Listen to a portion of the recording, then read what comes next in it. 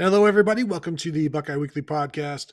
I am Tony Gerdeman here, as always, with Tom Orr and also with Kevin Noon, as we just watched Ohio State defeat Purdue 59-31. This is our instant reaction podcast. Tom, how's it going?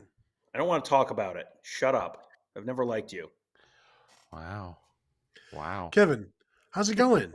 I guess I was upset at first that I wasn't allowed to play your little reindeer games and be in your predictions thing, but if this is going to cause you guys so much strife, I'm glad I'm not in it. I'm doing great. Got some pizza in my future here at some point. Let's go. Exactly. Let's go. I think, Tom, you really owe the viewers an apology for the way you have begun this show.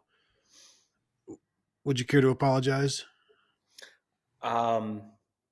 Can I explain the source of my irritation, or do I need to apologize? Because I feel like once I explain it, I think the viewers will understand.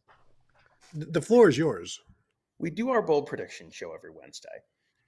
And all game, most of the game, I was winning 2-1. And towards the end of the game, I was in line to potentially get my two-pointer as well, which was that 5 different Buckeyes score touchdowns. Now, selfish Garrett Wilson scored 4 of them. Glory hogging. I mean, I don't want to call anyone out for glory hogging, but I mean, we all see the stat sheets. And so Ohio State gets down inside the 10. The whole offense is filled. Literally everyone on the field has not scored a touchdown yet. The world is my oyster. And what does Ryan Day do? He takes a knee. But no. Is that enough? No, that is not. That is not enough. What else did he do in that drive? He allowed Mayan Williams to continually carry the ball to the point where Mayan Williams reached over 100 yards rushing, which then gave Tony his three-pointer. He ran the ball just long enough for Tony to get his three-pointer and go from 1 point to 4 points, and then stopped right before he got me 2 additional points. Tony, I don't want to say I'm taking this extremely personally, but if I was taking it extremely personally, this is a lot like what it would feel like inside my soul right now. That's all. That's all. I just feel like that's context the viewers need. I want you to take it personally. I want you to feel pain. I want this to hurt. But we don't have time for that right now, Tom. We've got to talk about this 59-31 win, which Ohio State just beat a ranked opponent by a touchdown more than Vegas said, nearly doubling up their score. But just based on, and I know this is the wrong place to base stuff off of, Twitter and things like that, where people see the 31 points, the 390 yards passing from Purdue, and are very concerned about this defense. I think the concern was always there. So this is not like a new thing. But I also will say again and again and again, you don't need a championship defense to win a national championship. You need a championship offense and an okay defense, a defense that gets enough stops. Does Ohio State have an okay defense? Maybe. They certainly have a better defense against some teams, some offenses than others. But your thoughts after the giving up 31 points, which was 7 more than I think any of us called. I think maybe we all called for 24 in this one. So Purdue went 7 points beyond that. Is this is this the end of the world? Or is this just it is what we thought it was? Is there any way out of this, Tom? I mean, I think you've got to kind of bear in mind that the entire second half was garbage time, and they were playing guys who are not necessarily, there were a lot of not the starting linebackers out there in the second half. First half, Purdue was 6.2 yards per play, 24 for 31 for 210 yards, a couple touchdowns. It was fine, but they weren't doing a ton on offense. They weren't running the ball great. They weren't throwing the ball incredibly. It was fine. David Bell had a good half, but the rest of the offense was kind of like, 4 for 56. Like they were 4 for 56, 3 for 32, 2 for 19, 2 for 11, 2 for 11, 2 for 5. Like that's passing that you can kind of live with giving up. The defense is what it is at this point. Like this is not going to be the Georgia defense this year. It's just not. If that's your expectation, I have bad news. It's not going to happen. The pass rush was not what you expected today, certainly. You were I think I was expecting at least more constant pressure, and it just was kind of like it went back to like no pressure at all after a couple weeks of, at least last week looking like, oh wow, they're bringing the pressure again. It was like the exact opposite of last week. A lot of the stuff that looked kind of like, oh, maybe it's fixed last week, then now was a little like, that wasn't particularly good. And then a lot of the stuff that last week everyone was, running around with their head on fire, now was like, oh, that was a pretty respectable performance. So, you may have this. It turns out this may be a young team where maybe you have some consistency issues from week to week. Like that's a possibility. Yeah, Kevin, what'd you think of the defense as a whole, and what can be done at this point, if anything? Yeah, I'll kind of address Terry Super Chat. Thanks for the contribution about Bryson Shaw. I'm not in the game of saying, these are college kids. I don't get to the point of being like that in per se, but he didn't have a good game. I could probably single a couple guys out that I said they struggled tonight. He struggled tonight, and he struggled tonight, and I think Bryson Shaw struggled. But it's a situation of where, like, going in, everybody knew that Purdue was going to be able to throw the ball around on these guys. It was just going to be a matter of would they be able to bend and not break. Ohio State's pretty high up in terms of passing yards allowed this season, but their pass efficiency defense is, I think it's top 40. I think it was top 40 going into this game. So they're bending and not breaking. Well, they broke some in this game. They did. And honestly, there should have been another touchdown at the end of the game. David Bell dropped one that he catches 99 and a half times out of 100. So, the good news is that Ohio State, I don't see another quarterback on the schedule or even the potential schedule that can throw the ball around the way that Purdue does, period. I think people might sit there and say, well, looking at Michigan State, they've had a couple of good games, but they don't have the diversity of offense in terms of what their passing game is. And then, I'm sure we'll talk about Cade McNamara and how Michigan's absolutely going to be able to replicate this against Ohio State here in a couple of weeks. But yeah, I think there's a reason to be concerned. The biggest thing that I had a problem with more than anything was just a lack of pass rush. I understand that there are concerns about letting all of those receivers and everything else that they're doing get out there in space and turn short plays into long plays. But on the flip side, if you're not pressuring the quarterback, he had time to read a book back there like the entire game, and they're just going to tear you apart with that happening too. So, I look at this. Purdue was only 5 of 10 on third downs, but they had 28 first downs. So Ohio State never got Purdue off schedule. The first series, it was a 3 and out, and then I struggle to think of anything else that was any semblance of them really getting them off schedule. It is pretty amazing. Purdue only had 10 third downs. They were 5 of 10. Ohio State only had 7 third downs. They were 4 of 7. Just a lot of picking up second and shorts and things like that. Regarding Bryson Shaw, there's nobody really else to put there. If you're looking at somebody else, you're talking bullets. It can Court Williams or Craig Young or Ronnie Hickman. Like Lathan Ransom has played there a little bit. They moved him to cover safety. Maybe now you move him back if that's the next step. I know they've been playing Marcus Williamson a lot. I think Lathan Ransom ended up playing some more tonight because Marcus Williamson was missing some tackles, so they tried to fix that issue. We know Ryan Watts was playing safety about 5 weeks ago now. It seems it was so long ago.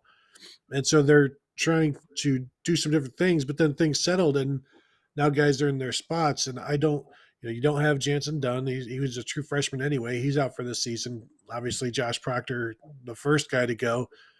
They really have no other safeties at this point that they can turn to. And that's a bad position to be in. And it's a position that you have to kind of hide the free safety a little bit, but you also, Kevin said it best, just the pass rush. You're dooming the entire secondary without that pass rush. But Tom, there's no other options for Ohio State, and it's a terrible position to be in, but it's a position they are in, and so now you have to figure out a way to keep it from killing you. Right. It's not like they haven't tried some other solutions there or considered some other solutions there. Like you said, they've rotated a bunch of guys through, and it's like this is what they feel is their best option. And you can, throw your hands up in the air and go, how can this be their best option? But it's not like they haven't looked at some other choices there, that this is what they feel is their best choice. So this is what they've got. But you're right. I mean, you have to come up with a way to adapt. Like you can't add someone in the transfer portal right now. Like that's not an option. You can't sign trade for someone before the trade deadline. That's not how college football works. So now you got to take what you got and you got to make the best of it. And does that mean, you can tell a defensive line, you should get to the quarterback more. I assume that they know that that's their job. So it may be a little more complicated than that. So do you need to bring more pressure? Do you need to change? You can't restructure the defense again. Should they play more conservatively and, keep more guys back and just try and eliminate big plays? Because they didn't give up big plays today, but they gave up 10 yards, 10 plays, 80 yards, 10 yards, 10 plays, 61 yards, 7 plays, 75 yards, 10 plays, 87 yards, and 13 plays, 51 yards. Like they're not getting off the field. So they just have to kind of figure that out. Now, again, all of that was after Ohio State had gone, let's see. The first one of those drives came after a point when Ohio State had gone touchdown, touchdown, touchdown, touchdown, touchdown. So it was 35-7 at that point. So I think it's also kind of natural to kind of go, okay, your brain sort of switches into now the game is over. You've seen that before with Ohio State too, where it's like that was a lot last year that happened, where they would build up a big lead. And then, you were thinking in the second quarter, like, boy, they might not play the starters at all in the second half. And then you never saw the backups because Rutgers came back, or Nebraska kept it interesting for longer than you thought it would, or Penn State kept it interesting for longer than you thought it would. Like, this is kind of a thing that happens, and you can have focus issues, and that's not the end of the world. But this team is what it is. Like, this is not a perfect team. This is not an incredible Ohio State defense. But if you look around the country, there are no incredible teams on both sides of the ball. Ohio State fans now are looking at this and going, you're not going to beat Michigan with this defense. What do you think Michigan fans are sitting in their living rooms thinking, watching that Ohio State offense in the first half? Like, oh, sweet, dear Lord, death is coming. That's what they were all thinking. Like, you have to just keep this in perspective. Like, you are picking apart the flaws of the team in a way that other people are not doing, watching this Ohio State team, because they've seen their own teams and they've seen those flaws on their teams. They're just looking at Ohio State and going, oh no, this is very, very bad. I think we have to start covering some of these super chats. This one from Buckology Academy. People fail to see that the linebackers were dedicated pass coverage and Purdue was snapping off quick plays.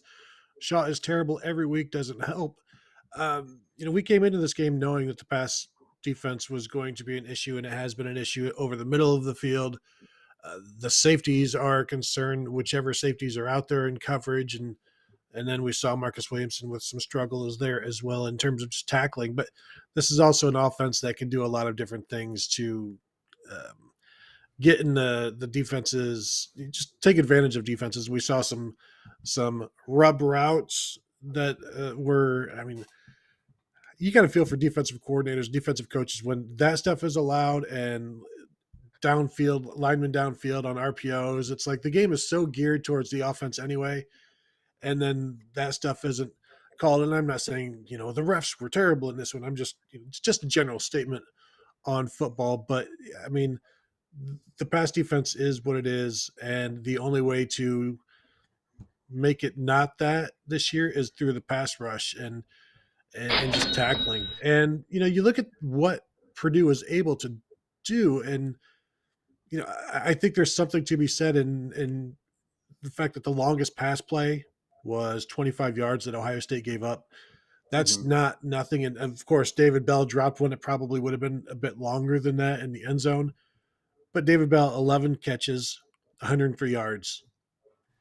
If Ohio State would have signed up for that back in March for this game. And so they got that. Milton Wright was decent, 7 for 94, but everybody else, it's just, very keep stuff in front. It feels like there was quite a bit of off coverage as well. But overall, I think Day got what he wanted, knowing that there's only so much this defense can do. So super chat from Rightful One. Kevin, Quinn Ewers is athletic enough to play in place of Shaw. Why isn't he in there? And I won't read the rest of that. Unless Yeah, you want to, no, Kevin. ha ha ha, I get it. I mean, you're not going to sit there. I mean, I'm gonna answer this seriously, even though I know that this was just a jab. I mean, you're not going to go and put your star quarterback, potentially of the future, in that type of position right now. But John yeah, Cooper did. I understand that people certainly want to see a change there. Sometimes you have to think out of the box, but that's definitely outside the box. Let me punch up the next. You could have, you know what? You look at what the bullet has done for the defense. What about the mullet? You got the bullet. You got the mullet. What more do you need? Right next to each other. Ronnie Hickman, Quinn Ewers. You know what? Don't forget, Kevin. Quinn Ewers is from Texas, and so that makes him better than most people. Well, and you got to remember also, what was Mac Brown famous for? I mean, if Mac Brown was still at Texas, you know what he would have recruited Quinn Ewers as a safety. You know he would have. 100%. You think you're smarter than Mac Brown, Kevin? Yeah, Kevin. Yes. I don't know. Stephen Piper jumps in. Please talk about Mayan Williams' yards after first contact and what you saw out of him tonight. Well, Kevin, Tom, I saw exactly what I predicted from Mayan Williams tonight. Over 100 yards rushing, exactly how I saw it. But in all seriousness, it was really good to just see him out there bouncing around, pushing the pile forward, fighting, and seeing him totally engaged in this game. Finished with 117 yards on 14 carries, led the team for the first time since Minnesota, maybe, in terms of rushing, maybe Oregon. But just love to see it. Love the way he can run and he can bounce it out. He can stay tough inside and gives you a really good compliment. Now I wonder if we start to see more of this with these two because it sure looked good to me, Tom. Yeah, and it was interesting to me. He got, he kind of padded out his numbers in that last drive, but he looked good in the first half too. Mm-hmm. He had 6 carries, 51 yards at halftime. That's 8.5 yards a carry. I mean, so this was not solely a function of 100% garbage time. Those numbers obviously got padded out in the second half, but yeah, I mean, he looked good. And with guys who are kind of on and off that availability report, you always wonder, are they maybe not 100%, especially with, they were not given him a lot of carries. You wonder if maybe there may have been some concern about, hey, he's not 100% yet, kind of work him back in. Maybe he hasn't been practicing for full weeks, that kind of thing. He looked healthy tonight. He looked like the Mayan Williams that Ohio State fans were very excited about in really limited duty last season. He looked like that guy again tonight. They need that guy. And, maybe he becomes the person who is the short yardage red zone back. If you really just need to hammer the ball in between the tackles, maybe he fits that role better than TreVeyon Henderson does. Maybe not, but maybe he is at the very least a very good second option for them who can do, some of the same things that TreVeyon Henderson does. Maybe not quite as well, but there's other stuff he probably does better than TreVeyon Henderson. So, they can potentially both coexist in that backfield. But I came away very, very impressed with Williams tonight. Yeah, that leg drive tonight was fantastic. Just the way he was able to keep that pile moving. He had one run where he kind of squirted through the middle, and he sort of pulled away from guys. He's faster than all of us. I'll tell you that. He started to pull away, and then somebody's like, you're chop. You're not getting away from us. But, he ran very well tonight. I just think all facets of his game were just really were strong. He made smart decisions. I think he was picking the right holes. Sitting there watching and hearing all the stuff about, TreVeyon this and TreVeyon that. I'm sure it fueled him. And, he got out there and he made the most of it with his, 14 carries, $117, as Tony said. And if you would have told me that Mayan Williams would have more rushing yards than TreVeyon Henderson in this game, I would have probably doubted you. Tom, what you're describing, the short yardage guy coming in, would you say this is kind of like maybe Mayan Williams is Brandon Joe and TreVeyon Henderson is Lydell Ross? Yes, exactly. That is exactly. And not just because of the short yardage. Exactly in terms of comps, because Lydell Ross was from, south of Florida. Ohio. South of Ohio, just like Trevion Henderson. Brandon Joe was an Ohio kid, just like Mayan Williams. I mean, frankly, it's a little bit eerie, and I sometimes get them confused. Okay, let's go to a serious thing here with Jordan Kepler super chat. Why didn't CJ run the ball? Disappointed. Yeah, this was the exact example of the kind of game that I wanted CJ Stroud to throw to people. This is what I've been saying about when they want him to run and he instead throws the ball on these scrambles. Like every time he could have scrambled, he instead threw the ball and picked up 8, 13, 12 yards. And it's like, how Ryan Day, put the ball on, took a knee at the end so that you wouldn't get your thing right.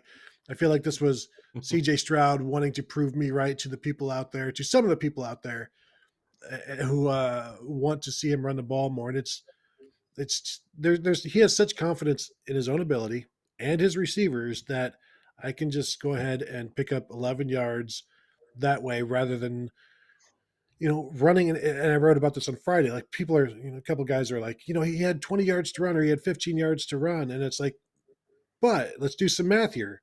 You've got two trains going in, same direction, 15 miles apart. That doesn't mean one train gets 15 miles. It doesn't mean CJ Stroud gets to pick up 15 yards. That means they're going to meet at about the 7.5-yard mark. And CJ Stroud's going to start sliding at about the 4 or 5-yard mark. And that's where the play stops. So he's going to try to pick up 3 times that by passing the ball. Yeah, and this was a game where they didn't have to. If they're able to run the ball and they had, they're averaging 16 yards a carry in the first half, like, yeah, at that point, no one thinks they need CJ Stroud to get the ground game going. The issue is when you run, they're averaging 3.5 yards a carry in the first half because they're unable to run the ball because the defense is, crowding into the interior of the defensive line and no one's respecting the threat of the quarterback run. Like there are games where they will probably need him to run. This was not one of those games because the receivers were getting open. The running game was there. Like everything was working. And if everything's working, you're fine with or without him. Like that, they didn't need him. You could say, well, they didn't need Jackson Smith and Jigba tonight. And, they would have won the game just fine with just Garrett Wilson and Chris Olave tonight. Yeah. They didn't need Chris Olave. Like that doesn't mean they're not going to need Chris Olave in some future game. It just means they didn't need him tonight because they did. The running game was there, the passing game was there, everything was clicking. That everything was clicking against Rutgers, everything was clicking against Maryland. The question is, will they need him to run the ball when everything is not clicking? When they're playing Penn State, when they're playing Nebraska, when they're this team did just put up 26 points a week ago and 33 points the week before that. So, the fact that they put up that many points combined in one game this week doesn't mean that everything is magically fixed forever. It just means it worked this week. That's good. You're going to play better teams than Purdue moving forward. At some point, they are going to need him to run the ball. That's just, he doesn't have to do it every week, but when they need him to do it, they need him to do it. That's some quick math on your part, Tom. Very nicely done. I was surprised that you were able to come up with that. Razmataz, super chat. Kevin, the pass defense is so ugly, only your mama could love it. What do you think? I was gonna say my mama's got a big heart, so she loves a lot. Yeah, it was rough. It was a rough one. I struggle to sit there and say, oh well, you could at least hang your hat on this. Aiden O'Connell throws for 390. I mean, okay. David Bell only had 11 receptions on 18 targets. I mean, 61% right there. But I don't know. I mean, I kind of talked about the fact that they just never got him off schedule. And I mean, I'll just keep going back to the point of I lay this at the feet of the D-line as much as anybody, just because of the lack of the pass rush. And Aiden O'Connell just had forever to throw back there. And I don't care who you've got back there. There are very few times that it's just like, all right, well, I give up. There's just nobody out there. You let guys run around for an undefined amount of time, they're going to eventually get open. So, and we didn't see a ton of times where O'Connell sat there. They had a plan to get the ball out of his hand quickly, and that seemed to work. But it wasn't even like it was a game where there were a lot of near misses, like half a second longer and he would have gotten home. I mean, it was they rush 3, they rush 4. I don't really remember seeing a lot of blitzing in this game, and I understand it's an all hands on deck type of situation. One thing going back to the pregame show, Purdue ran for 91 yards. I think I said 54, so they nearly doubled that, but they didn't get to 100 yards. So, and their 10 games out, 8 of the 10 games they've rushed for less than 100 yards, so they were kind of on message there. I think they took advantage of Ohio State just giving up the run a little bit and got some cheap yards. I saw another super chat. We got. I'm working through them there. Okay, sorry, didn't mean to rush you, Kevin. Work at your own pace. We've got time. We're almost caught up on super chats. We only have one more in the queue after this one at this point, unless we get another flurry. Super chat from Miguel Autry. I don't know. After watching us play today, CJ needs to run the ball more. LOL. You know what? I think we pretty much covered that one. We all agree. CJ Stroud needs to stop throwing the ball and start running the ball. This is Ohio State, after all. This is JT Barrett. This is Braxton Miller. This is Cornelius Green. This is Rex Kern. Terrell Pryor. This is Craig Krenzel against Miami. No. This is Kent Graham. Yeah, okay, next one from Super Chat from Terry Kovac. I have been hard on Stroud in the past, but I humbly digress. You should too, Tom. LOL. Tom, do you need to digress about something? Have you been too harsh on somebody? Is this about being harsh on me? Is this what this is about? Probably not. I don't know. I don't feel like I've been overly harsh about CJ Stroud. I think on the, if I'm to judge based on twitter.com, I think I am in about the third percentile of harshness on CJ Stroud. No, Tom. I remember like a week ago, you're like, we should start calling him CT Stroud for can't throw. And I was like, that is too far. Wow. I'm going to need you to go back and find the tape on that one. I'm not sure I remember saying that, but we do a lot of podcasts. So, I mean, it's possible, but I don't think that happened. Yeah, I don't feel like I've been overly harsh on CJ Stroud this year. I think most of my criticism has been there are games where he is going to have to run the ball more than he runs the ball. I mean, I still think that's somewhat correct. And 2, when his shoulder is hurt, it's probably hampering his quality of play, and he should consider taking a week off. He did that one, and it worked out pretty well, I think. So I don't know. I don't feel like I've been overly harsh on CJ Stroud over the course of the season. And Terry said he was joking. I mean, okay. Terry jumped in later and said he was joking. I don't want to sit there and assassinate anybody's character at that point. Okay. So that's good. That's good. Tom was about to pull out the I apologize if you were offended apology, which is not an apology. It's just I'm sorry that you feel that way. Exactly. Sorry about your feelings. I'm just checking Twitter. I was just checking Twitter to see if anyone was saying that. And all of my Twitter mentions are, hey, 220 yards passing and rushing. So you'll never guess what I didn't pick on our bold prediction show this week. Everything's great. Thanks for asking. We could have bargained that down to probably like 185 or something, and neither one of us even bothered going with it. I saw somebody mention about Chris Olave wanting him, wishing he would be targeted more. I am surprised. At one point, it was, I think, 11 targets for Garrett Wilson and 10 each for Jackson Smith and Jigba, and then Chris Olave. It finished with 12 for Wilson, which was just one more after that point. No more for Jackson Smith and Jigba, and 16 for Olave. So at one point, I tweeted it out with that, and I hashtag balanced offense. And then from that point on, basically down the stretch, it was all Chris Olave, which gives you an idea of either one, how they feel about him, and but also I'm wondering if they Purdue started to defend Garrett Wilson, Jackson Smith, and Jigba a little bit more differently than they did in the first, say, 40 minutes of the game or so. Well, I think there was also the factor of the other two guys had scored touchdowns tonight, and Chris Olave had one that he probably should have caught, and then another one that he did catch that got taken off the board for not the most egregious holding call in the history of college football. So there might have been a little bit of make the ball don't lie thing happen, because it did feel like they were kind of forcing the ball into him a little bit later on. Jackson Smith and Jigba was targeted 10 times. He caught 9 of them for 139 yards. I mean, I feel like even if Jackson Smith and Jigba is not wide open, Jackson Smith and Jigba does tend to catch the ball anyway. So I don't know if that's, I don't know if there might have been a guy near him is enough to not get him to throw the ball.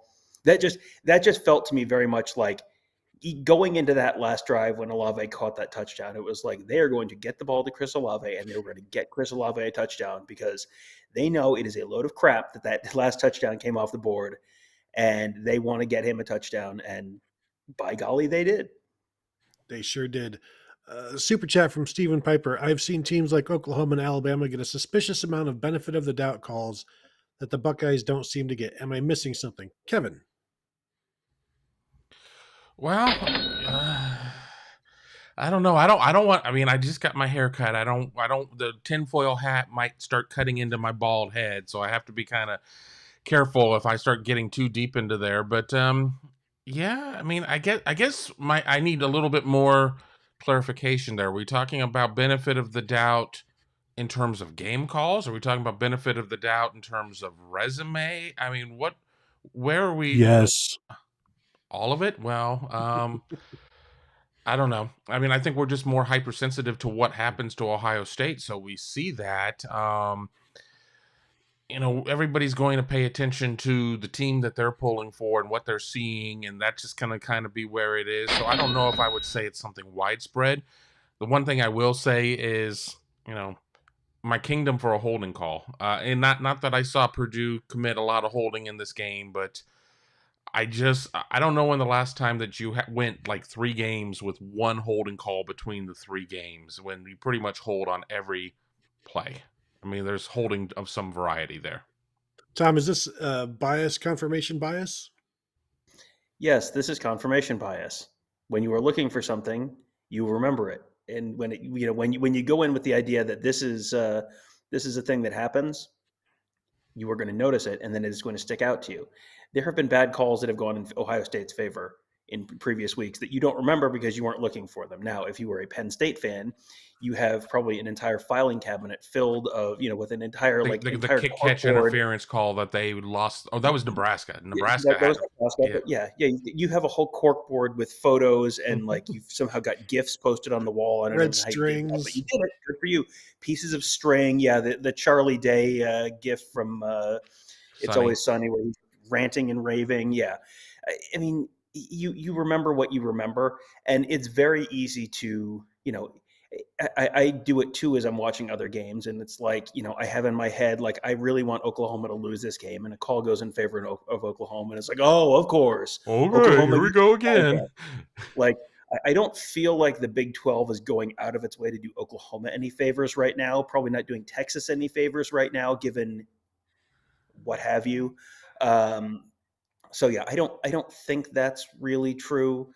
And I have a feeling if you really wanted to go back and sit down with this game, watch it with a Purdue fan, I'm sure they would have, holding calls where George Karlaftis maybe got held and didn't, and that's why George Karlaftis didn't have the impact that you maybe thought he could have. You're going to have, I mean, this is one of these, they can call holding on every, on literally every play. If they call holding 10% of the time that they could call holding, football becomes an unwatchable game. It becomes college basketball where it's just completely dominated by the refs. So with all that said, it's fortunate that the officials in all of these games have been wearing stripes, because then it will be an easy transition straight to prison where they belong. Back to you, Tony. Perfect.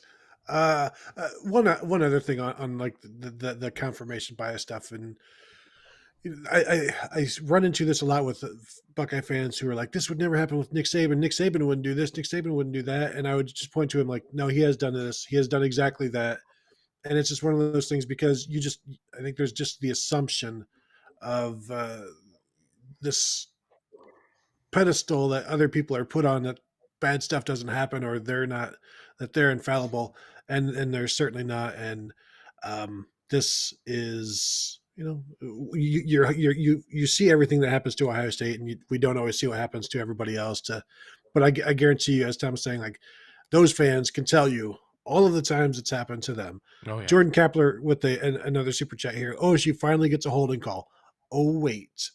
I thought maybe maybe it was the first touchdown pass to Purdue where Tyreek Smith got his hand just on the football and then got spun around. I thought maybe they could have gotten something there, but I didn't really see anything egregious. Although there were not a ton of replays on stuff of, Mm-mm. but also there was not nearly as much pressure as I expected to. Even maybe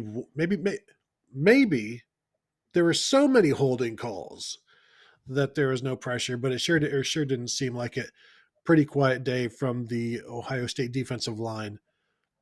Super chat from Lay Reed. Where do we send funds for the steak dinner? Not Outback. No. Exclamation point on the not Outback and no. You can send funds through the super chat for a steak dinner. We do need to discuss what steak dinner, where, when, and exactly what kind of chicken tenders this steak place has, Kevin. Yeah, if you're gonna do that, you're not invited. If you're gonna order it well done, you're not invited. If you're gonna use fancy catsup on it, you're not invited. I mean, but I agree. This is something that goes back to the Ask the Insiders board. I mean, the Tony steak joke and ketchup and everything else. That one is universal. Everybody knows that from sea to shining sea and probably even overseas. But I did mention about Outback on the board, just thinking, well, if we're going to do this, let's not break the bank here. We're just three struggling kids just trying to get along here. So let's not do anything nutso.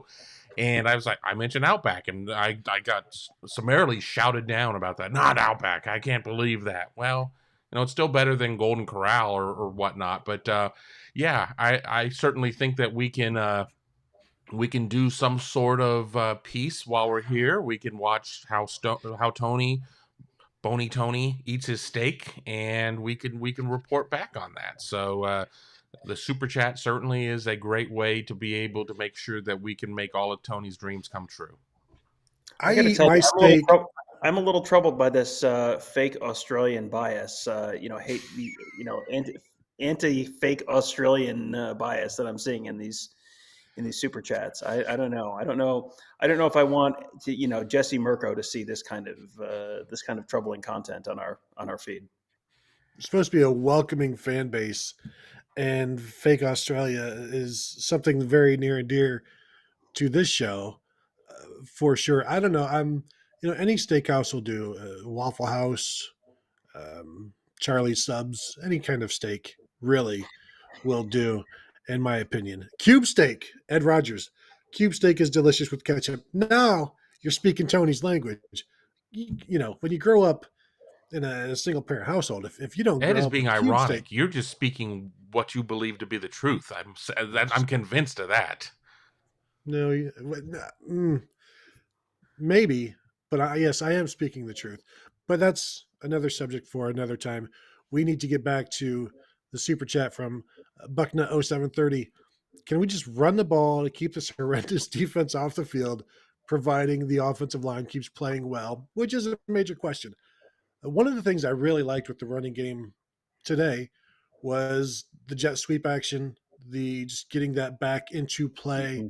whether it's a handoff, whether it's the shovel pass, and then also some quick hitters to a wide Travion Henderson's 57 yarder. Not everything was, not even between the tackles, between the guards. It's like there was some stuff outside of that. As I look up, and Kansas is up 7-0 at Texas, but just some variety and some wide stuff. And it's something we talked about all week was just get it outside, get some other people involved, get the defense looking more to the sidelines. This is an offense that is supposed to spread the field east and west, north and south.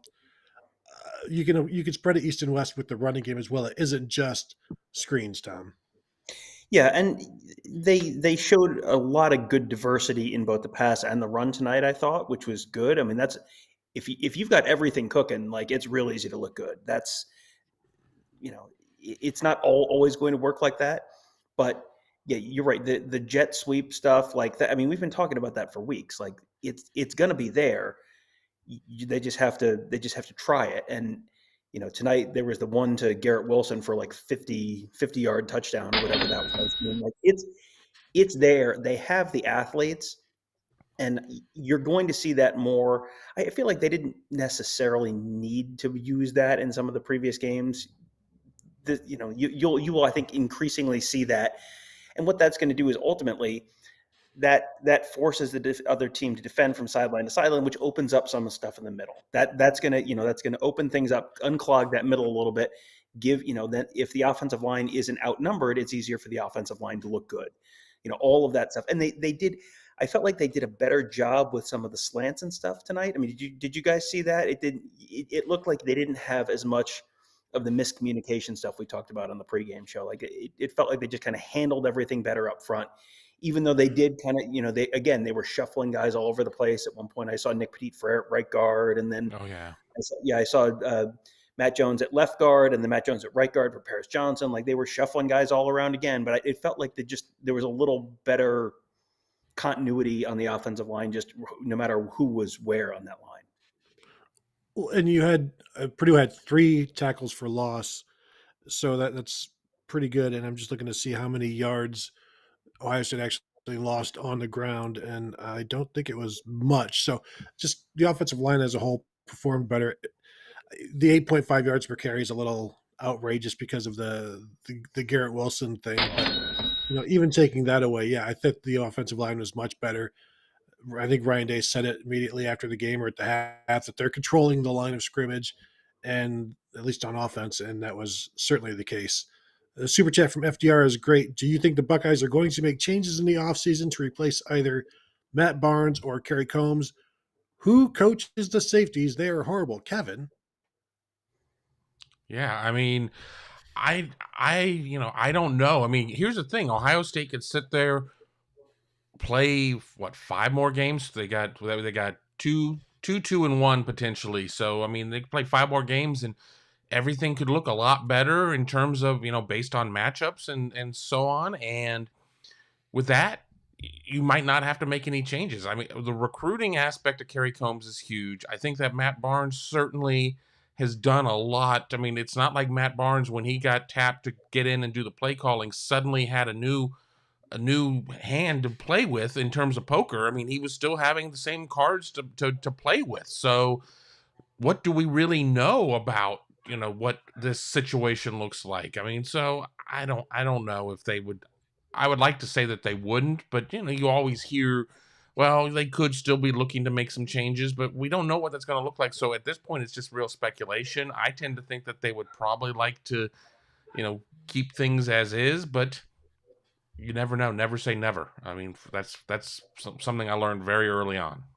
And you may have other guys who are looking for another opportunity to move on. You nearly had that last year, and if Al Washington had taken another position, then maybe there's another shuffle on that defense, and you bring in someone else to assume a different role there. But you're right. I mean, the Kerry Combs piece of recruiting is very, very important because there is a ton of talent there, and a lot of it's young talent. That Denzel Burke was not the corner who was the hyped cornerback in this class. Jordan Hancock, J.K. Johnson were both higher ranked than Denzel Burke. I mean, Burke was projected as a good player, but not as the potential generational talent of the 3 cornerback prospects in this class. Johnson and Hancock both came in over the summer. Burke was here in the spring, so that I think helps a lot with Burke being kind of a little bit of ahead of the curve of the other 2 guys. So we'll see what J.K. Johnson and Jordan Hancock look like next spring. Someone in the chat was asking about Andre Turrentine, who, they thought he was supposed to be this great player. Why is he not playing? Well, he wasn't here in the spring. So, if he was here in the spring, maybe he's a little further along. Maybe he's more ready to play. And Jansen Dunn, he's another guy that I think those guys, the coaching staff likes a lot, views as a real potential difference maker. He had a knee injury. He's out for the year. So you've got some of these young guys who, a couple of years ago, that was Ronnie Hickman. Ronnie Hickman was the safety prospect who you had heard like, hey, this kid's pretty good, but he had to sit out his whole first year because of a knee injury. And then he had another year and didn't play much. And now Ronnie Hickman is the leading tackler on the team. That could be Jansen Dunn a year from now, 2 years from now. You've got Jordan Hancock, you've got J.K. Johnson, you've got they are bringing in all these pieces. There's more good corners, more good DBs coming in this year. They're in on a couple very, very highly ranked safety prospects, Xavier Nwampa and Zion Branch, who both could potentially come in this year and be difference makers in a year or two. So I don't know that I would completely throw the baby out with the bathwater and with all that stuff. I think there, was it Kevin earlier who said, I think they would like to keep things as status quo as they can. If it looks decent, if it is not a terrible disaster, I think they would like to keep it as status quo as they can, because everything's kind of going pretty okay right now. You're not going to shut everyone out every week. If the offense is scoring 50 something points, you can get away with having a defense that's like just okay, and they have to get enough stops to win. At this point, they just need to win. And okay, 1 down, 5 to go. And again, you don't need a championship defense. You don't need the best defense in the nation to win a national championship. You do if you don't have the very good offense, as you're seeing from Georgia. Like, they've got enough offense, they've got a lot of defense. But Ohio State, Alabama, like I don't know who was the last team to win a national championship with their defense. It's been a while, I think it's still impressive that Ohio State beat Clemson last year with the defense that Ohio State had and missing guys. And so, miracles do happen. So just, maybe in the playoffs, this defense will be able to do it. In terms of who is coaching the safeties, it was Matt Barnes, but I don't know exactly what's changed there. Has he been taken off of it a little bit and let Kerry Combs do more of that, since Combs isn't doing as much coordination, or is everything the same? The only thing different is Barnes is the play caller, and the practice week is the same. I don't know. I haven't been able to talk to either of those guys. Another defensive back super chat from Dustin R. The real problem, which is the pass defense, specifically Bryson Shaw. He's horrendous in pass coverage and was out of position all night. Yeah, there were a couple of issues that he had. He got caught peeking in the backfield too. Mm-hmm. Yeah, and it's not the first time. And Bryson Shaw is a guy where he's probably graded out a champion in half the games this year. Mm-hmm. But and I don't know if I probably have to go back and look and see, like, were those the games where they weren't playing a very good pass offense, and the weeks where he doesn't, are they playing a pass offense that can take advantage down the field? And it's been I think he graded out a champion last week, even though some people would chalk up the touchdown pass that was on Lathan Ransom last week to him just not being able to help out. But I'm pretty sure I think I saw his father tweet out that he graded out a champion or something of that nature. So it takes more than just one play to get you benched or to not grade out a champion. But this was more than one play today.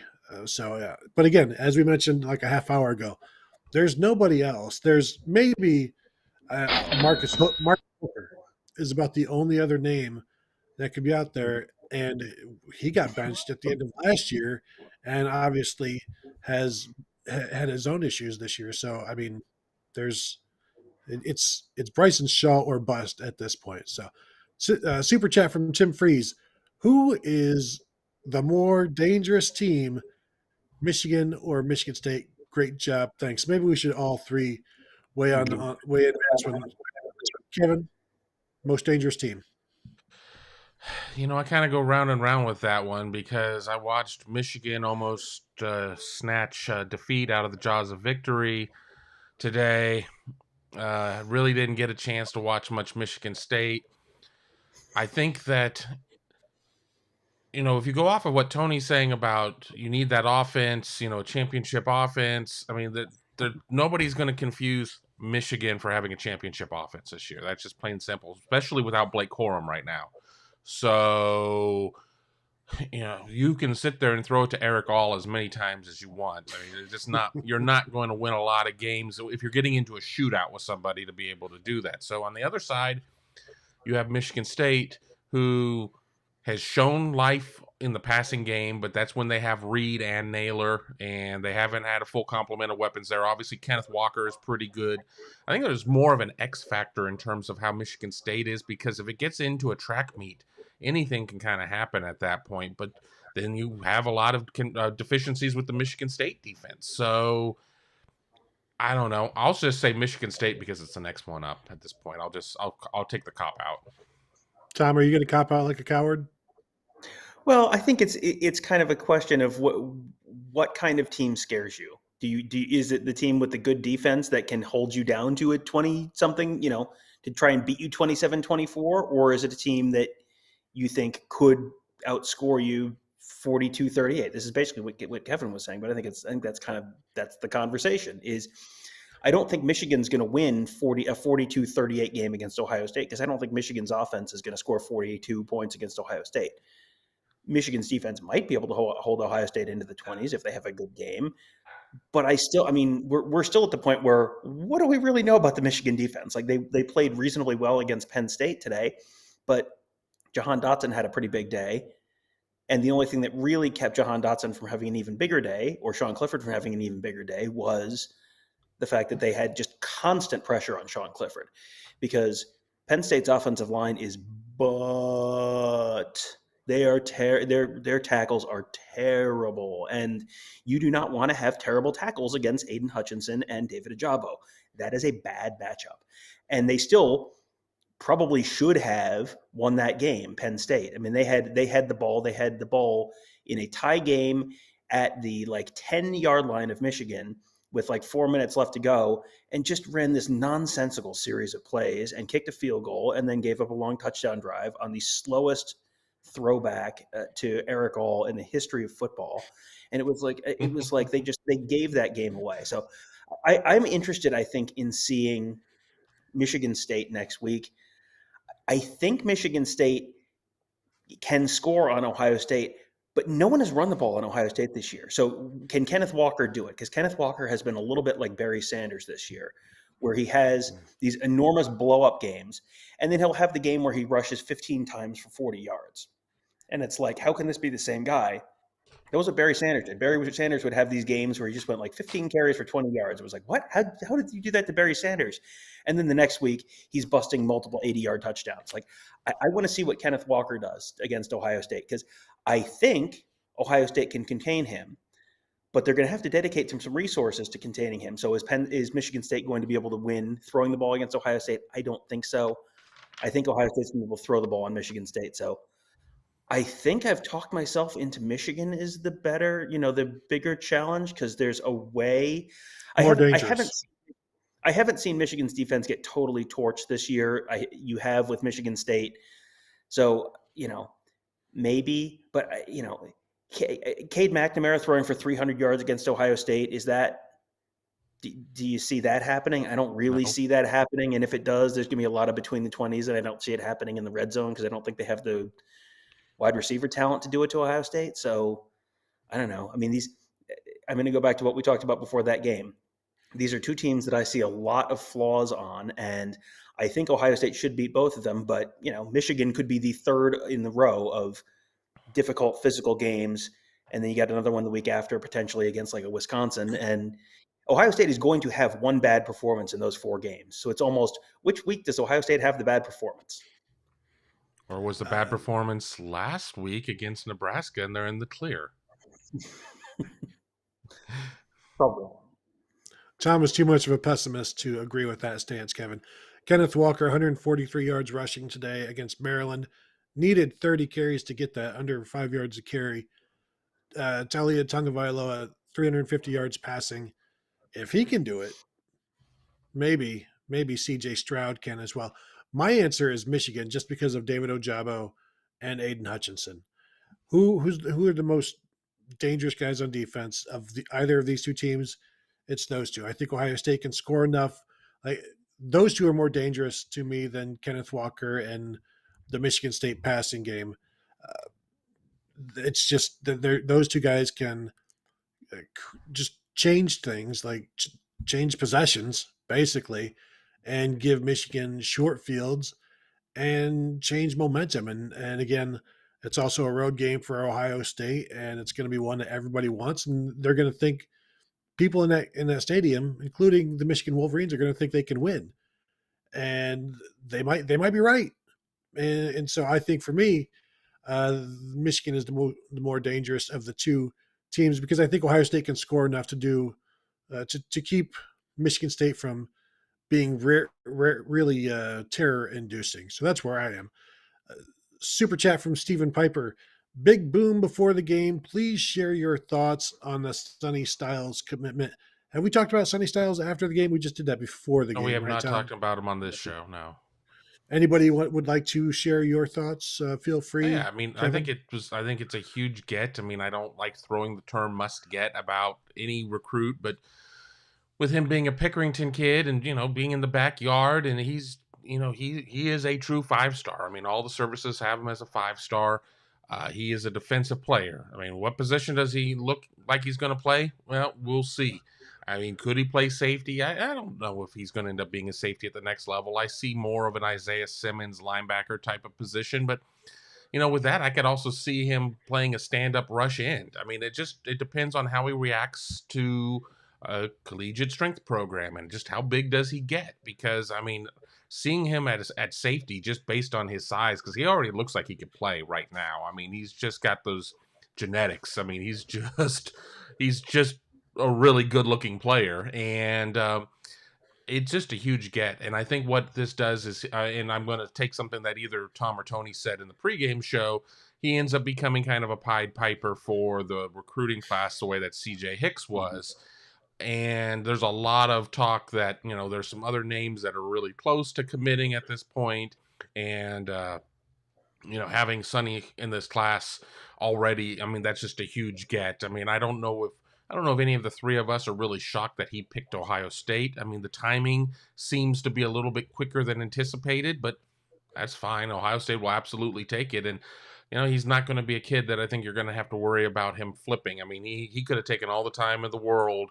He, was very deliberate in his decision-making process, and now he's in. So, hashtag let's go. Tom, I don't care where he plays as long as he wears a neck roll like his dad. That's all I'm asking. I mean, I don't know if that would get how they would incorporate that into like the SP plus defensive ratings, but it feels like that should be worth at least like half a point or so. If you bring back the neck roll, cowboy collar, 3/4 of a point. But I'm not going to get greedy. The neck roll will be fine. Yeah. Hardy Jen says, what position does Sunday play? Problem. He's just a problem. And, right now he's like 215, 220, something like that. He's safety size right now for Ohio State. By the time he gets to Ohio State, he's probably more like linebacker sized. And, maybe he's the bullet. Maybe he's, the Wills linebacker. I mean, he could be just about anywhere. They could bulk him up to be like Baron Browning sized linebacker. They could potentially, even if he's just at 235, rush him off the edge in that rush bend package. Like that's a possibility. He's not that far off from being on track to be like Jack Sawyer sized when he showed up at Ohio State. That's not going to be an every down pass, defensive edge player, but you could use that situationally. And yeah, you move him around. Isaiah Simmons is a great comp. You move him around and you just let him be a problem. Like the commenter said, Greg says he sounds like Gabe Powers. He might be. I think he's. I was going to say Gabe he's a linebacker defensive end tweener. Yeah. Whereas at least at this point of the development, Sonny is more of the safety linebacker tweener. I think just with his talent, you want to get him as close to the ball as you can at some points. But yes, they're both tweeners, but I think it's a little different in how each of them are set up. And he could be the linebacker who is like the Pete Werner type linebacker, where he's the linebacker, but also sometimes he rotates back and he's the deep safety. Not every play, but he's got the athleticism to maybe be able to do that. Or he's the defensive end if he kind of continues to grow, who is then the guy you can drop into a zone pass coverage and he's not necessarily going to run with a running back on a wheel route, but he can probably, big enough and quick enough to cover some guys in space, cover tight end over the middle, something like that. I mean, he's going to be kind of a Swiss Army knife for them. And what he is as a freshman may not be what he is as a senior. He may continue to grow, and that happens with baseball players. Everyone comes up as a shortstop, and then some of them grow into third baseman, and some of them grow into right fielders, and some of them grow into first baseman, and will kind of see where he ends up on that defensive spectrum. I mean, remember Sam Hubbard came in as was a safety in high school and turned into a pretty good edge rusher at Ohio State. So wherever it is, I have a feeling it's going to work out pretty well for Ohio State. And I'm quite certain the Ohio State coaching staff is very, very happy today. Yeah, and don't ever expect a 6'4" safety in high school to be a 6'4" safety in college, because Kyle Hamilton at Notre Dame is very rare. And it's even rarer for that guy to then go and be good in the NFL. I mean, I remember back in the day, USC, like Taylor Mays, and they always had some big safeties, and those guys could not equate to the NFL. Not that you necessarily have to be a quality player, but if you're going to start on Ohio State's defense, like the NFL should probably be your next step. And so you want NFL players on your defense, and I'm looking forward to, not to wish away time, but when CJ Hicks and Sonny Styles are in 2024, when they're both have a little bit of experience, how do you use those two guys? And I think CJ Hicks is a will linebacker all the way. And then you've got Sonny Styles, who maybe they're playing a Sam at that point, or the Bullet. And it's just going to be interesting and fun to watch those two guys play together. Nicholas Marconi here. Mark Givler said it best in his 10 Things article: hard to be upset at the defense when we jumped out to a 35-7 lead to start the game, not unlike Indiana last year. Mm-hmm. Yeah, but I mean, they finished the drill a lot better than they did against Indiana last year, and that was, that's both sides of the ball. That the offense kept scoring after 35-7. Last year, the offense was up 35-7, and they scored 7 more points. This year, they scored 24 more points. Like, it's fine. This was a game that was never in doubt. I mean, really, from about 5 minutes in, it was like, okay, it's going to be one of those Ohio State games. And you've seen some of those Ohio State games. You generally, it feels like, kind of know 5-10 minutes in, like, is this an Ohio State is the whirling death machine game, or is this, the Ohio State is going to kind of screw around and, little stuff's going to go wrong, and it's not going to, they're not going to be able to run the ball. They're not going to be able to do anything. They're not going to be able to do stuff consistently. They're not going to be, just be rolling up points. This one was like 5 minutes in, it was like, okay, this game is over, like over very, very quickly. And oh my, Kansas 14, Texas 0 at the half. Oh wait, they put up at the half. No, now it's saying it's 15 minutes left in the second quarter. Blame ESPN. I'm following their game tracker.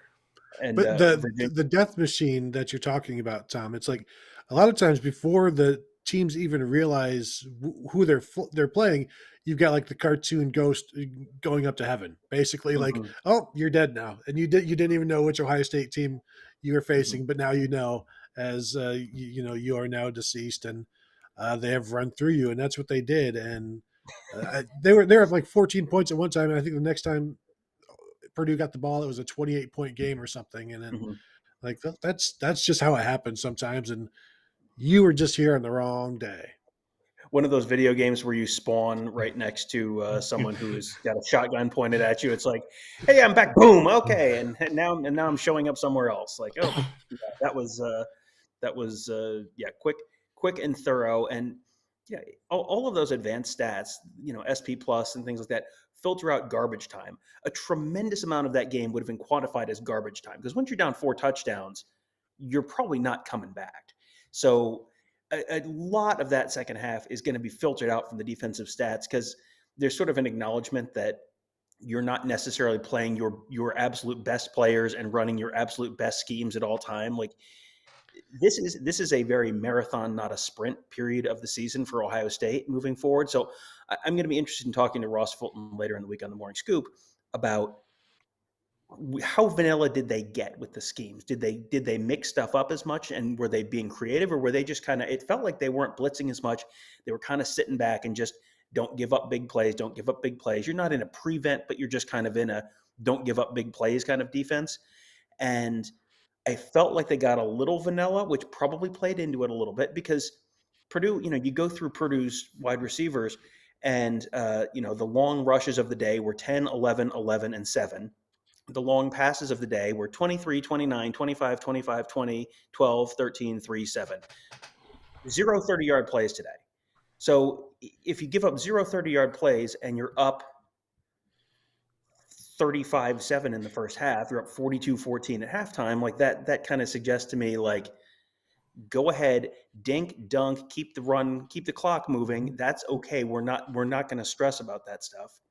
I mean, we'll see what Ryan Day said after the game, and then I'm going to be interested, like I said, to talk to Ross Fulton and get his thoughts. But I am not. That was not a game that had me like pushing the panic button.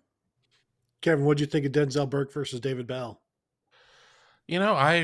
From what I was able to isolate on it, it was pretty fun to watch. Of course, the issue is we were not blessed with all 22 watching it on the television, so there are a lot of times that you just didn't see. I would have liked to have been able to see more of what happened when the attention of the quarterback wasn't there. I mean, how much was he locked down? How many times did Aiden O'Connell just not see him being open? But for a guy that came out with some pretty bold words when it was going against Jahan Dotson, saying, "Yeah, nothing I can't handle," he was able to handle the situation here. David Bell was kept out of the end zone, and that was the big thing. David Bell has 5 touchdowns on the season. He had 1 against Iowa, 1 against Michigan State, and 3 against UConn. So he got his yards. He got his Bucko 3. I mean, it wasn't the 200 and whatever that he had in those other 2 games. I would say that what Burke did against him was impressive, and I think that it was when we sit there and we see the champions and everything else, for as bad as the defense looks like it played with giving up 481, 390 in the air, I thought Burke played pretty well. Yeah, here's something. I want to put this in a little statistical perspective for you guys real quick. Bell had 103 catches on 103 yards on 11 catches. That would be a record, 103 catches. It would, yes. 103 yards on 11 catches, targeted 18 times. That works out to 5.7 yards per target. 5.7 yards per attempt as an offense, as a passing offense. That's like worse than Rutgers. That's worse than just about anyone. I'll let Tony talk next, and I will pull up the yards per attempt at like what kind of offense equates to 5.7 yards per attempt. Because before the game, I think I said like if they give up 6 catches for 80 yards to David Bell, they would take that gleefully with a smile on their face. And it worked out to fewer yards per attempt than that, fewer yards per catch than that. It felt like Burke was on him a lot. I mean, there were other guys on him. It wasn't exclusively Burke, but it felt like Burke was on him a lot. And he did a great job. He was right with him. Even some of the plays where Bell had it, Burke was there with him. And, sometimes a receiver is going to make a play. Like those guys are on scholarship too. So, but yeah, I think that's going to be good perspective for people to just why, yeah, he had 100 yards, but that's a huge win for Ohio State. Yeah, the first 2 passes to Bell were incomplete with Burke in coverage, and but even then, you're starting to back off a little bit or give up an 8-yard catch, an 11-yard catch, a 9-yard catch, and it's like, okay. I thought I really enjoyed kind of the interaction between the 2 as well. We saw at one point David Bell like slapped him on the helmet basically, and Denzel Burke is a very confident defensive back who has said that he talks trash. So I assume those 2 are going at it. David Bell, you almost feel for him because he's like a one-man attack, and that's not enough. You saw a couple times where there would be an incompletion and he would just kind of still be smiling because I think he understood like how much what was going against him and how much would be needed in addition to him, and he was having fun, and so I think it was Burke, and I think those 2 just were enjoying that competition, and they would talk. The ref would kind of get in front of them, and they'd be like, "What? We're fine. This is what we do. Just leave us be." And because here comes another pass David Bell's way, and I thought, yeah, the 18 targets is really the key, and 100 yards, like that's, I mean, you'll take that all day long. You'll take that against some running backs, 18 for 100, in terms of running, just because, well, that means they didn't really bust one, or if they did, they weren't consistent the other 17 carries. In this, there were no busts, except for the one he dropped. Yeah, and that one he probably normally catches that one, but again, that's the 4th quarter, and there's 5 minutes left in the game, and they're down by 4 touchdowns or whatever. So, is that one you really want to sweat? 5.7 yards per carry works out to, I'm going to let you guys guess, out of the 130 teams in FBS, what would a 5.7 yards per pass attempt work out to in terms of a team ranking out of 130 teams? Kevin, what is your guess? 87. Tony, what is your guess? I'm going to say about 98. 119th. Oof. 119th. Congratulations, David Bell. When they threw the ball to David Bell, they were North Texas or New Mexico State. They were worse than Syracuse or Arizona or Temple or New Mexico State or Northwestern or Iowa. They were just ahead of. Here's a group of teams: Southern Miss, Clemson, Indiana, Old Dominion, UMass, Vanderbilt, Rutgers, New Mexico, Illinois, Connecticut. They were better than those. Which one doesn't belong and why? Uh, that's what that Purdue pass offense was when David Bell was when they were thrown to David Bell. That's a win. That's 103 yards. That is a huge win. They gave up some yardage to other guys, but again, it was the game was 1,000,000-7 at that point. So no one is saying the pass defense is fixed. No one is saying the pass defense is incredible, but the pass defense very clearly did not lose in this game and was never in any doubt, any question of losing them this game this week. You know who wishes Brent, they had Ohio State's problems right now? Oklahoma. Because Yakov saying, have any of you been to Waco? And I'm assuming it's about the Baylor-Oklahoma game, and we've made it an hour and 11 minutes into the show, and we haven't even mentioned that game there because Ohio State has its own issues to talk about. One of my cats is going nuts in the background right now. That's what that is. Oklahoma finally lost, and I don't think it's going to be their last loss this season either. I don't either. And maybe that will free up Alex Grinch to, at the end of the season, to come back home to Ohio State. Come back to the Buckeyes, Alex, and help fix this defense like you have fixed Oklahoma's. I saw Razmataz mention that Milton Wright and Jackson Anthrop combined for 14 catches for 164 yards and 3 touchdowns. Not good. Yeah, I mean, 18 targets between the two of them, 14 catches. Much more efficient throwing to those guys where Denzel Burke isn't, and throwing over the middle and throwing the Jackson, the Anthrop in the slot, and finding ways to get the ball to him. And Seven Banks, not a great day again today. Gave up the touchdown and really didn't look good doing it. I think Cam Brown is still fine. I wonder if they should continue to rotate corners, but I'm not gonna. The corner is not the issue right now, so I'm not gonna get too fired up about it. But Seven Banks does need to play better, and the safeties need to play better. And it was not a great day for anybody. And it's like Denzel Burke maybe gave up the most catches, but played the best of anybody in the secondary, maybe outside of Ronnie Hickman. And that's the way it goes sometimes. Jacob Case took the foot off the gas in the second half. Yeah, 14 points in the second half total after 21 in the first quarter, 24 in the second quarter. The unfortunate thing is that we didn't get to see Kyle McCord or Quinn Ewers because of the defense, even though the defense only gave up 14 points in the second half. So I feel like we could have seen it, but Purdue's potential and Ohio State's defensive struggles, that's not a good combination to start throwing backup quarterbacks in there, Tom. Well, it reminded me of two games in the past. One was the Rutgers game last year where Ohio State was up, by a similar margin at halftime. And then Rutgers just kind of hung around and had a couple trick plays and made the game just close enough that they didn't get the backups in.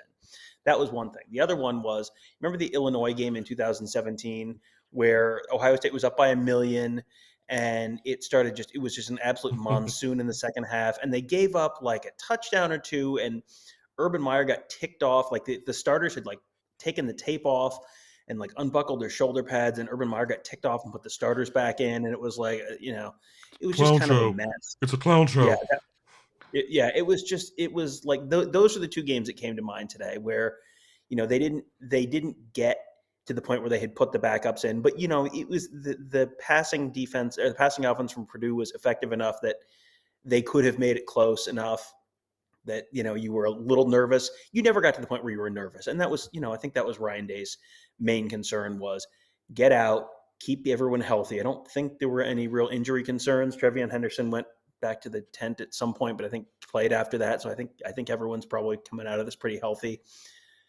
If you're coming out of this healthy, you beat a ranked team by 4 touchdowns. There's just, again, no one is perfect this year. Every single fan base right now is griping and complaining about something right now.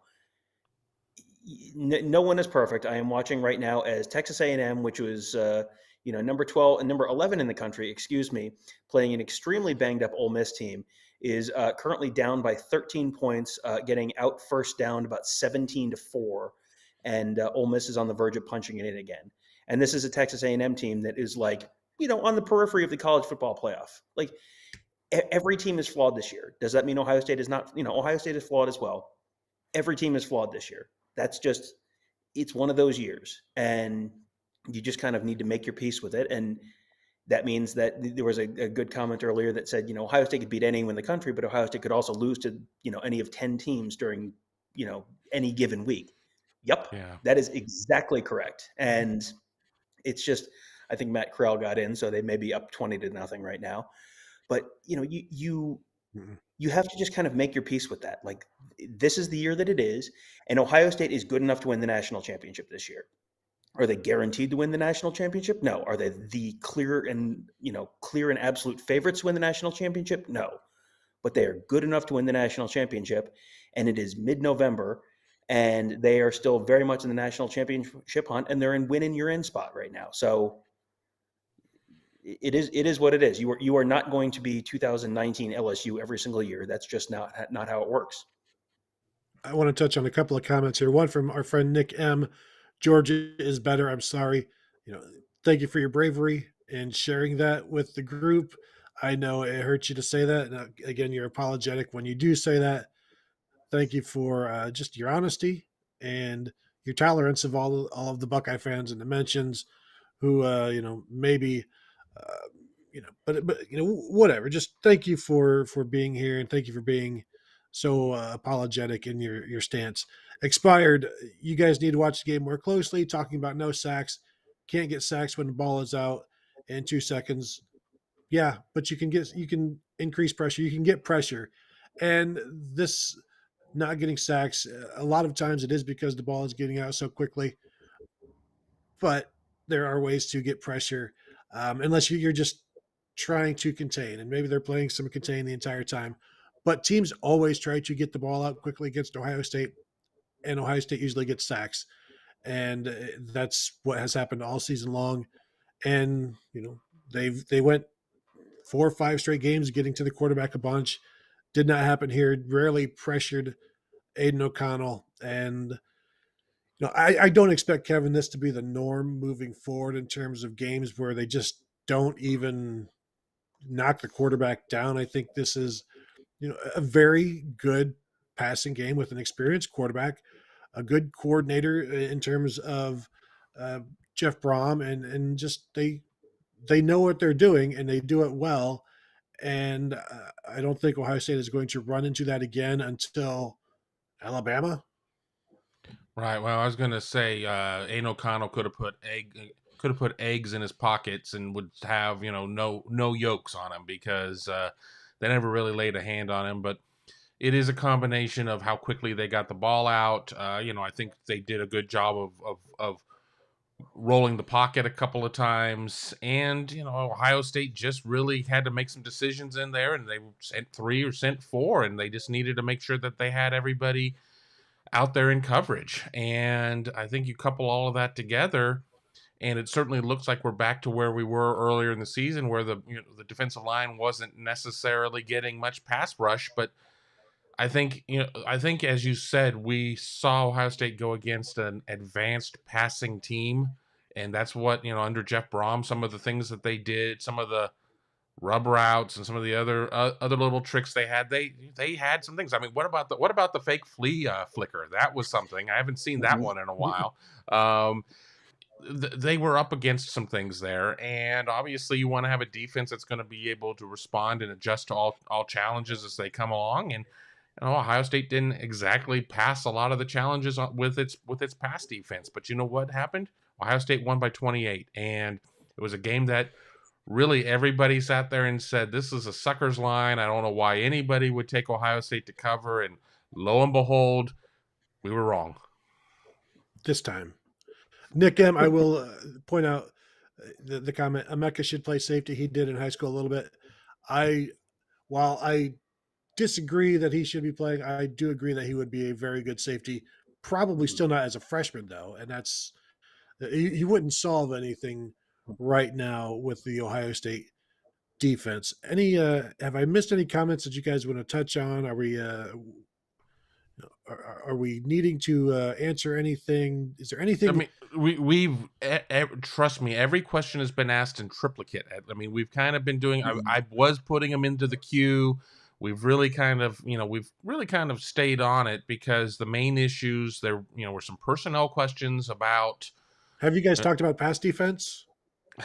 once or twice, maybe. I mean, I think we kind of hit a lot of it. So, I mean, I think as we're riffing, we're going pretty well. Comment from Jay Moore. Hey Tom, guess what hit this week? 230, 230. In fact, Tom, 263, 263 hit as well. So if you wanted to, we could have bid that one up, and I think my takeaway here is if you guys put $500 in the super chat, neither Tony nor I will pick 220 anymore this year, which means Ohio State will hit it every week.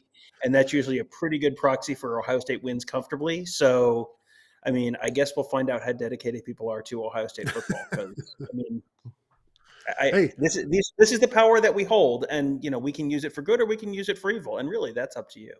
I'll start going 90-90. Like, I'm going to predict 90 yards rushing, 90 yards passing, and you're going to see 86 yards rushing. And, Ohio State's going to lose to Michigan. Against Michigan right now, we'll hold you guys hostage. I'm going 40-40, Tom. Yeah, we'll call it the Jose Canseco game. Yeah, Ohio State's going 40-40 this week. We'll bid each other down. Yeah, it'll be great. And then the game-winning field goal will bounce off of somebody's head. Yeah, and it'll be just out of nowhere, just an enormous blizzard, snowball to electric boogaloo. Can't wait. That'll be amazing. Oh boy. Anything else? I'm just scrolling through here. Buckeye Nexus, will the Styles commitment negatively affect Nwankpa? We talked about that before the game. No, I mean 2022 versus 2023, and again, different I don't classes, think different position. I mean, it's. I don't think a safety should just stand next to Sonny Styles and you'd be like, oh well, we're not going to be playing the same positions in college. Mm-hmm. Look at you, you are not. We are not going to be. And this is Nwankpa's 6'2", 210, something like that. I mean, he's a big kid himself. They've already talked about him, maybe being a bullet. Yeah. So, maybe there's another hybrid name that they will come up with for Sonny Styles, and maybe they'll just be Sonny. You play Sonny, and this is what you are. And sometimes you're a defensive end, sometimes you're a cornerback.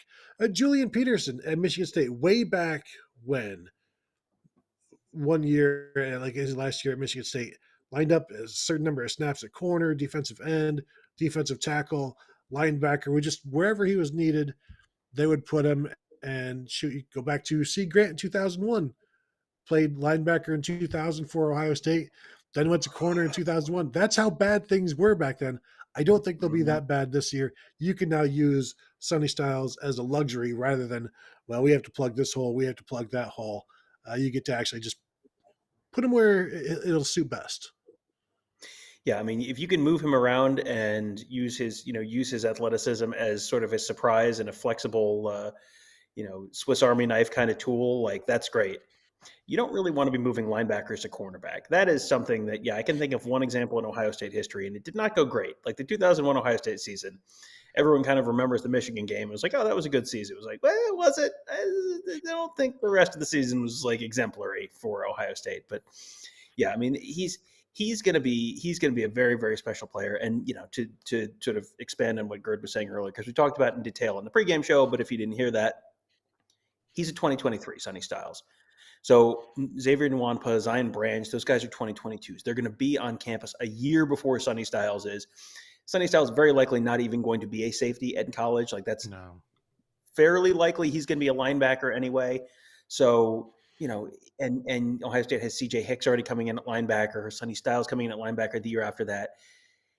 If you are a person who is concerned about this depth chart has a lot of talent, you're probably not looking at Ohio State all that seriously. If that's something that's going to chase you off, there are a lot of teams that are going to have a lot less talent on that depth chart than than Ohio State does. So if that's chasing you off, then you're probably not coming to Ohio State anyway. Best of luck elsewhere. Especially since these two guys, Nwampa and Xavier or Zion Branch, they do play the same position, and they're talking about playing together.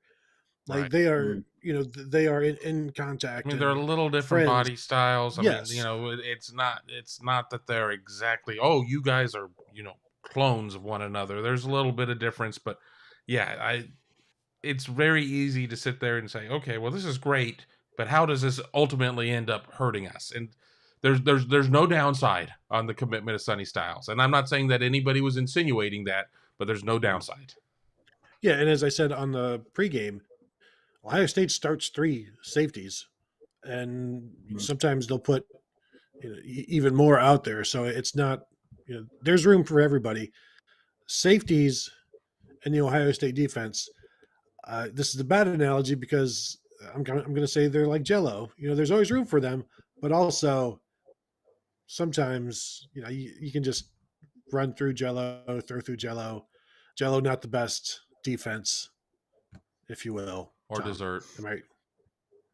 Jello's an okay dessert. I mean, it's a good snack. I mean, what's wrong with Jello? It's weird consistency. I'm not a big fan of it.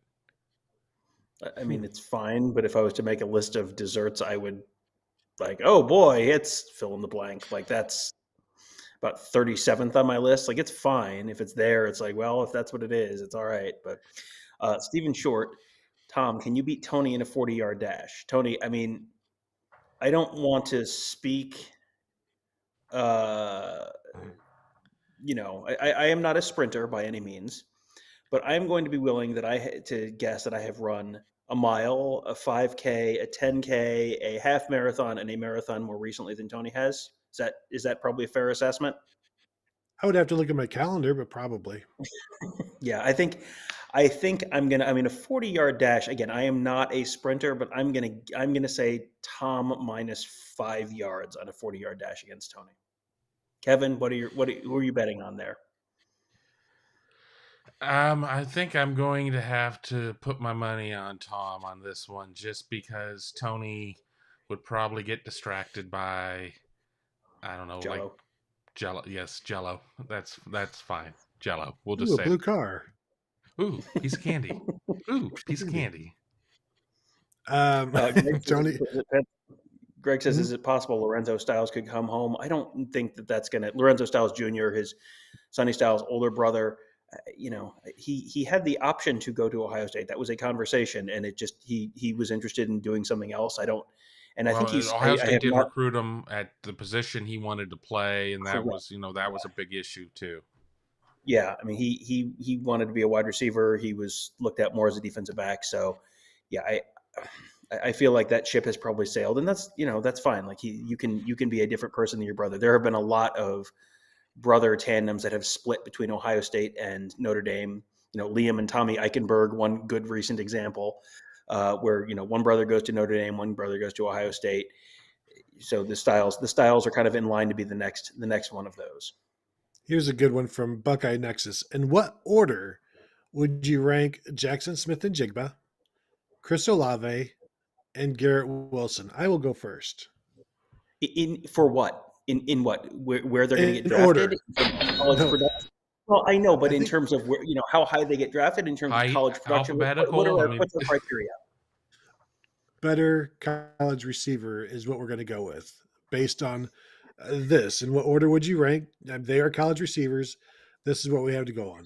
I'm going to go 1, Garrett Wilson. 1, Jackson Smith-Njigba. 1, Chris Olave. That is how I rank them. I was talking with somebody else about he was telling me that Garrett Wilson will get drafted before Chris Olave, and to me, Garrett Wilson is a number 1 receiver in the NFL. I think Chris Olave is a number 2, a complimentary guy, but a very effective guy. I think, and Jackson Smith-Njigba is different than both of those guys. As we've said, he's a combination of those 2 guys, and so I'm putting Wilson 1, And then I guess everybody else is 1B and 1C or 1A and 1B next to Wilson. I think he's the best of those three. Tom, what is going on in your world? You're distracting me. I'm just reading. I'm reading through the chats and people with you sharing their thoughts on your Jello takes. I've got them saved, so we'll get to those after we do the receiver talk. But What's wrong our with friend Sue, Jello? our friend Sue had a doozy that made me laugh.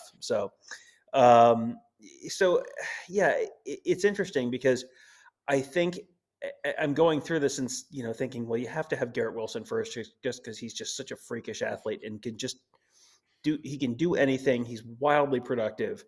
I mean, he had an incredible game today, but you go through his career and he's had so many games like that. And Jackson Smith-Njigba is, I think, maybe the best pure receiver of the three, where, I think he's going to, when all is said and done, probably have the biggest numbers of any of those three at Ohio State. And then it's like, okay, well, then I guess third place is Chris Olave, who, is potentially going to finish his Ohio State career as, at or near the top of literally every career receiving record. So I don't know. I don't want to be a weasel like Tony and just say, oh yeah, everyone ties for weasel first like place. Tony. You had me there. Everyone ties for first place. I do think you kind of have to go with Garrett Wilson overall, just everything he brings. He I think is more consistent. Olave will sometimes have quiet games. You don't have that many quiet Garrett Wilson games, and you really don't have quiet Jackson Smith-Njigba games. So, Jackson Smith-Njigba and Garrett Wilson first, and I guess maybe Wilson ahead of Smith-Njigba, and then Olave third. But it's like you put Olave on any other team in the country, and he's probably number one. So, Like Alabama. Yeah, I mean, Ohio State's fourth receiver is like this generational talent now at Alabama. Like that's the wide receiver room at Ohio State. Kevin, before I let you go and give you your rankings, Jackson Smith-Njigba on the season now, 59 receptions, 1,027 yards. I was thinking about it as you were taking the coward's way out, putting them all at one, and I'm going Wilson, JSN, Olave in that order. That's 1, 2, 3. That's kind of where I'm at. I think that I think Wilson is probably won by a little slight margin, and then I think that JSN is just such a difference maker. It's hard not to put him in that spot, and then it's hard to believe that Chris Olave ends up coming third in that competition. But it's I feel vindicated because Jeff Hines feels that way too. So there we go. We got a couple of super chats. We missed the last one. What was the last Sneaker. one? Oh no, it's Sneaker Shack. We're not going to win anything with this defense. It's a shame because we have a championship offense. I mean, who is definitively better on both sides of the ball is my question. Well and truly definitively better on both sides of the ball than Ohio State right now. I feel like that's the answer. Yeah. Like Ohio State could beat anyone. There was a commenter who said it earlier. Ohio State could beat anyone in the country. They could lose to 10 different teams, but they could beat anyone in the country. And, one of the teams that they could have lost to was today, and they didn't lose to them. They got another one next week. They got another one the week after that. They got another one the week after that. There are 5 more games that they have to win the national championship.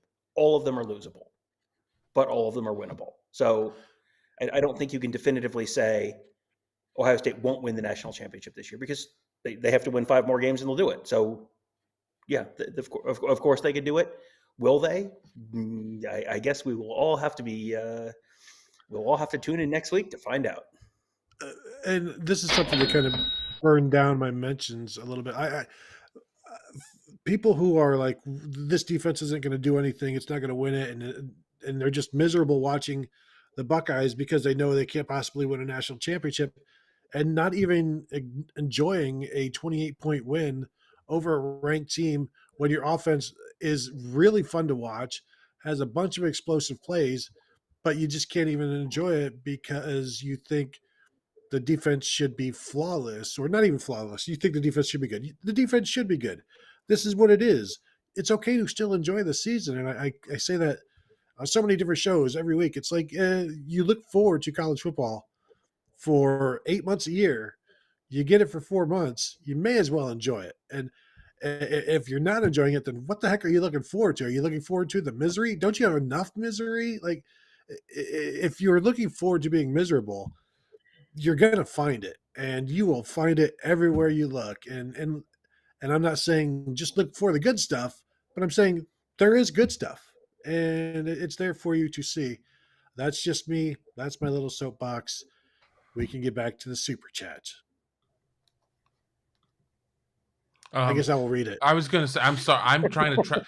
In the great tradition of Buckeye Scoop live shows, I'm trying to track down my pizza, and it's not been sitting at the desk for 38 minutes or whatever. I'm trying to, but I'm texting my wife who's downstairs, Okay. and I just one of the numbers off our address fell off. I'm like, oh, that damn delivery kid can't figure out that this is the right house. I'm gonna be so angry. Sorry, you're right. No, you've got priorities. Super chat from Matthew Witham. How good will JSN be in the NFL? Same with Wilson. Tom, give you your thoughts. You are a noted NFL aficionado. Yeah. Is Sterling Sharp still in the league? I don't. Yeah. I mean, I think Wilson is just the athletic freak who I think could be the 1,000-yard receiver in the NFL.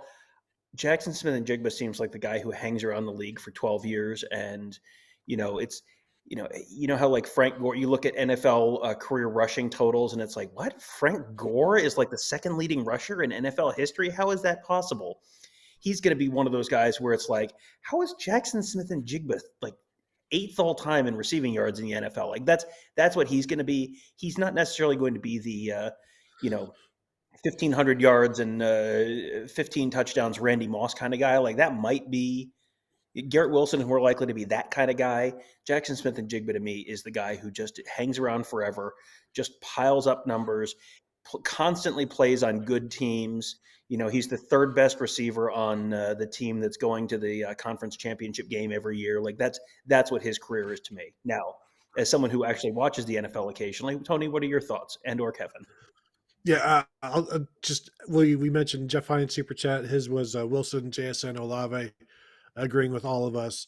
I think had an NFL scout tell me last week that Jackson Smith and Jigba, basically what you just said, Tom, he plays for 10 or 12 years in the league and is quality the entire time, and that's how I see him. I think Garrett Wilson is. I think he's a number one. I think you can throw it up to him and go get him. He's like OBJ, except not bad for your franchise. And maybe that's Jackson Smith and Jigba as well. I mean, we've seen him. He can make every catch. He is outstanding after the catch. The only thing he isn't is 6'2". Like he's 6 foot. He's like 190, 195. Does everything you want. Is quiet about it. Blocks. Like, this is a coach's dream. And yeah, I think also a fan's dream. And is Garrett Wilson more Terry McLaurin, or is he like I didn't expect this from Terry McLaurin as like a redshirt junior or whatever, but you saw the kind of work that he put in. Like, Kevin, where are you on these three guys or these two guys specifically? Do you see them being Pro Bowlers? I mean, where are you? I heard you drop the name Terry McLaurin in there, and I didn't know that Terry McLaurin was going to be Terry McLaurin. It's so situational. Who's your quarterback? What's around you? Everything else. I mean, yes, it's a game of talent, but it's also a game of the talent that's around you. If you have a quarterback who can't deliver the ball to you, or there's no offensive line and they can't deliver the ball to you because the O line stinks, or you just don't know. So it's so hard to extrapolate that because there are a million variables that you just don't know. Yeah, I think they'll both be fine. Super chat from Christopher Burnett. Exactly what Tony is saying right there. When you can't be happy with anything less than perfection on both sides of the ball, there is a problem. I will read any super chat or any basically comment that agrees with me and says it like that. And yeah, I mean, that's just how I feel. I know you guys are the excellence demanders All right. of this show. Pizza's here. Hooray. I don't need to leave yet, but pizza's here. My wife's getting it. Well, okay. Well, we do know that at some point you will need to go. The dog is excited too. So that's I know the dog wants pizza as well. Yes. Frickin' I will zoo say around that, here. Frickin' zoo. Tony has good perspective on this because working with me, he's used to perfection being the standard. So, he knows he doesn't always live up to that. So therefore, he doesn't necessarily feel compelled to hold others to that. To get back to the comments about Jell-O earlier, there was a great line of comments I wanted to touch on before we got any further along. Greg says, Tony wonders why he doesn't get invited to Christmas parties with his Jell-O bowl. Our good friend Sue says, it's made of boiled cow bones and hooves, Tony. Ugh. And Yeah. Lynn's Breezy says, I like Jell-O. Tony likes turtles. I like Jell-O. And so that was what I was laughing about like 10 minutes ago. Sue follows up. Yes, I missed it. We had too much go. The chat has been flying by. I mean, now that we're talking about Jell-O, we're down about 150 people from our high water mark. But yeah, it's been a fun one. Greg, Bryson Shaw loves Tony's Jell-O. Terry Kovac, I agree. Tony, we're just letting off a little steam. Is that about the Jell-O, or is that about complaining, or not complaining, but just being upset about the game? Who's to say? Should we wrap up? Should we? Jordan Kepler with a super chat here. I'm only happy when I'm watching Buckeye Scoop with Tom, Tony, and Kevin. Coincidentally, that's also when I'm the most miserable. Yeah. Is this a codependency that we've got going on? Something of that nature, Tom? Yeah. What's the is codependency the thing where like you? Yeah, I think that's the one. The really terrible relationship where you have to. Yes, I think that's the one. Yes. Sorry, I was thinking back through my like psychology class from like 20 years ago at Ohio State, and I think you even hit it on the head there. So yes. Or is it Munchausen syndrome? No, Stockholm syndrome. That's Stockholm. This may be Stockholm. If you're enjoying your captivity here with us, then yes, it is in fact Stockholm syndrome. There you go. Yeah. If you're, and again, like to kind of prove the point here about, there might not, you're not necessarily going to have all world beating teams in the playoff. Notre Dame currently up 21-0 on Virginia, which is probably the last team on their schedule that can beat them. Yeah. And Notre Dame, as a reminder, starting Jack Cohn this year. So it is entirely possible Notre Dame's going to move up, and then Notre Dame, Michigan State probably both have another loss before then. So then Notre Dame's moved up another spot. Will they put Cincinnati over Notre Dame just because of the head-to-head? I don't know that they will. So yeah, all of a sudden Notre Dame's in the playoff, and it's like Ohio State's flawed. Ohio State's terrible. Well, if Notre Dame's in the playoff, laws don't matter. Yeah. No, it's basically the purge college football at that point. Buckeye Nexus, one last thing. I guess we should probably wrap up. Who won the weekly predictions, Tom? Do you recall? So we talked about this off the top of the show. We're going to talk about it again. We're going to provide some valuable context here. I was winning pretty much the entire day. I hit my Purdue throws for a bunch of yards. Purdue throws for 3 touchdowns for the first time all year against Ohio State. I was feeling very good. Ohio State's driving down the field. I needed one more person to score a touchdown for Ohio State. All the backups are in. Literally any touchdown will get me another 2 points, get me to 4. Instead, Ryan Day takes a knee. But before taking a knee, Ryan Day runs the ball with Mayan Williams just enough to get Tony his 3-pointer. So then after winning 2-1 all day and being in line to get my 2 pointers to get to 4 myself, and at worst tie, Ryan Day ran Mayan Williams just enough to get Tony to 4-2, and then immediately hit pulled the emergency brake and stopped, and that was it. And so Tony wins 4-2, and I am so disgusted. All day, Tony and I were texting back and forth updates, and of course this was the week that 220 hit, and of course this was the week I didn't pick it. So yes, I think I'm filing a protest with the league office on this one because I think Ryan Day and Tony are in cahoots. This is disgusting and despicable. They are strange bedfellows. Speaking of disgusting and despicable, Sue has a mention here of it isn't truly Stockholm unless we all agree to eat Jell-O while watching you. Then we're brainwashed. That is true. Kevin, you are not able to show us some pizza because it would take you a while to go get the pizza. It's downstairs. It's downstairs. Back. I can't go get it yet. So exactly, and so you're kind of stuck there. Super chat. We do appreciate that though. Super chat from Sneaker Shack. 18-point favorites versus Michigan State. I like the line.